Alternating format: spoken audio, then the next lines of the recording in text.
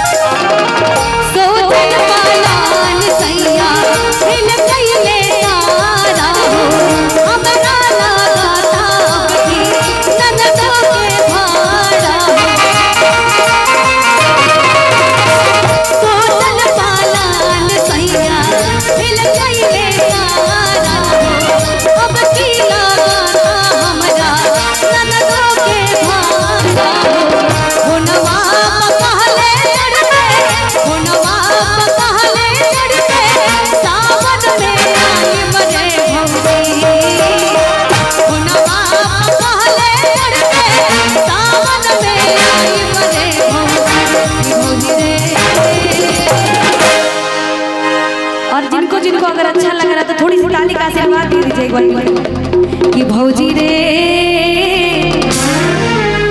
ताली बजाने नहीं आता आप लोग। जिनके जिनके बाजू में दम एक बार ताली बजा के दिखा दीजिए। मेरे लिए नहीं, शंकर भगवान के लिए बजाना है कि भौजी रे